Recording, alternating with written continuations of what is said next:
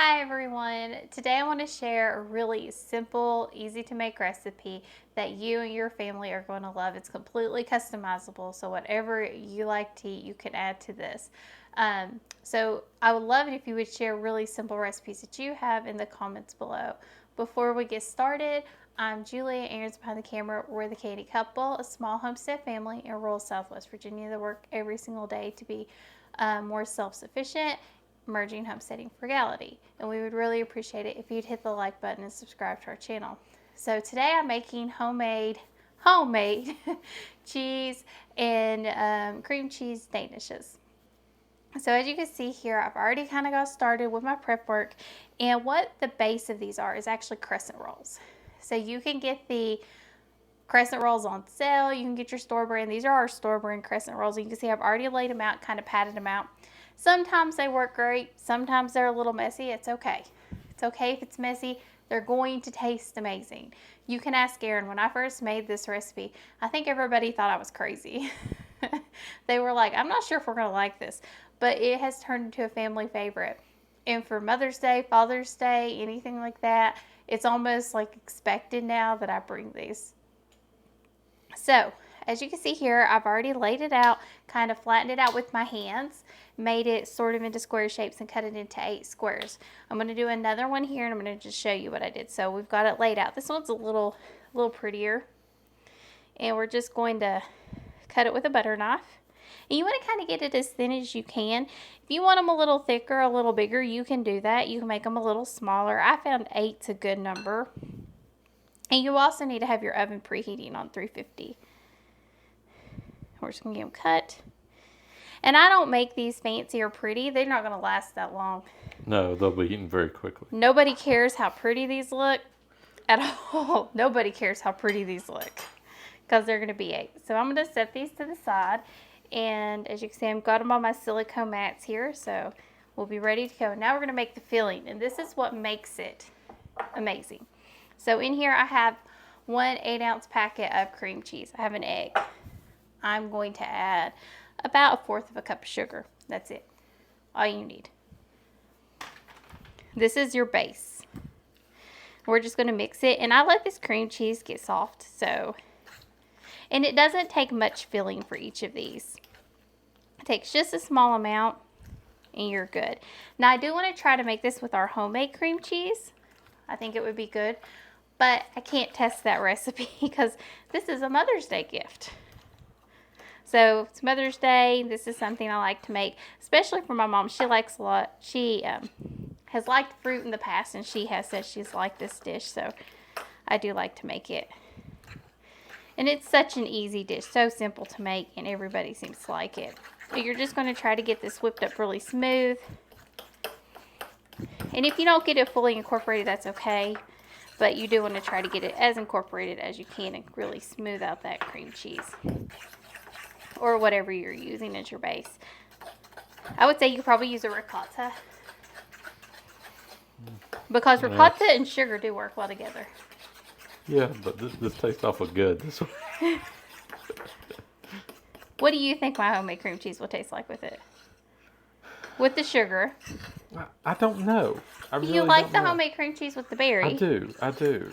I mean, it might. It's something we definitely gonna have to try. Okay, so this is good enough for me. As you can see, it's still a little lumpy. That's okay. That doesn't matter. Trust me, it's not going to matter. It's going to cook up just fine. Now, what we're going to do is we are going to add this filling to these little squares. Again, this is so easy. This is a crazy easy recipe. I was only going to make 1 package of these, but I know Aaron likes them too. I know Aaron likes them. You only need a little bit. You do not need a lot on these. They do not take a whole bunch of cream cheese. It just needs just enough, and it's just, wouldn't you say you don't really need a lot of the filling? No, not on this. And you don't want too much of the filling because you don't want your crescent roll to cook faster than your egg, because you want to make sure your crescent roll is just right.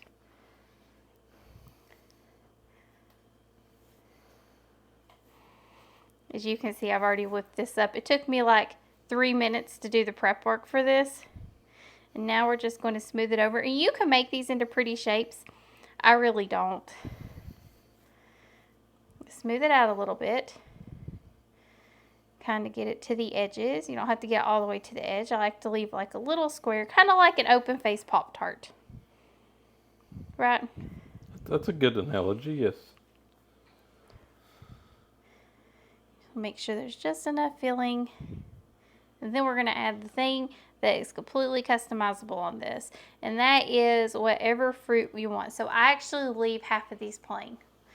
I like them plain. I'm a cream cheese Danish girl. I don't like all the other stuff in it. So I get some that's plain.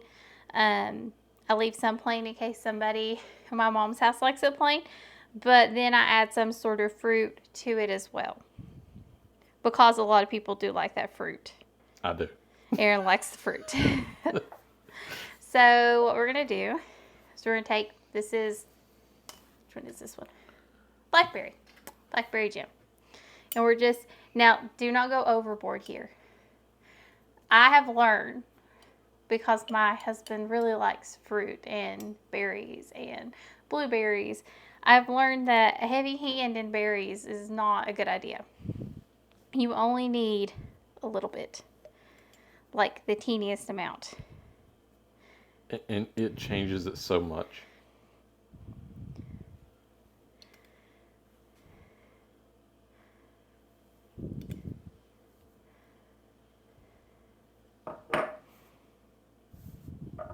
We're just going to put a little dollop and then we're going to swirl it.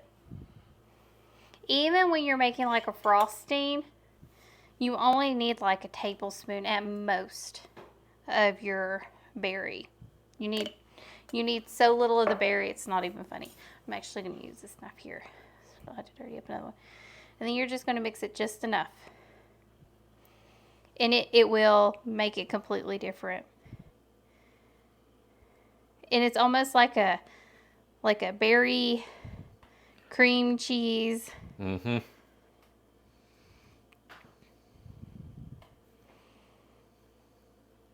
And that doesn't seem like enough, but trust me. It is. It is. It's all you need. And this is going to be so good. And everybody's going to be so happy. I know Aaron's real excited. So I'm going to get this in the oven. 350. You're going to bake it for 10 to 15 minutes until the edges are golden brown. That's what you're looking for. You want your edges to be done. Your custard should be done because it's not too terribly thick. And the egg should be finished at that point. So when we come back, Aaron's going to show you what they look like and do a taste test. Okay, so it's been a couple of minutes. As you can see, here it is. Looks really good. Over here is some of the regular. Yep. How do they smell? Smell like a cheese Danish. They do, don't they? They do. Okay, let's see. That's so good. I like the little bit of flavor from the It doesn't need much. blackberry. That's good. Is it? Mm-hmm. They're going to be your dessert. If it, What? it might be right now my dessert. I don't know if it'll make it to dessert time. Oh, so it's good. Very good. So easy. It took me how long to make the entire thing? 30? Maybe 30 minutes. 30 minutes. So, great. Super easy. Super easy. Everybody likes them. Yep. And I think you could probably do like a chocolate pudding filling, a chocolate cheesecake. You could do apple pie filling. You could do peach pie filling. You could do any type of filling you wanted to for this. Yeah, I say so. Well, if you got any comments, questions, you can leave those down below or send it to thecannycouple@yahoo.com. And make sure to go and check our link tree, which has all of our other content.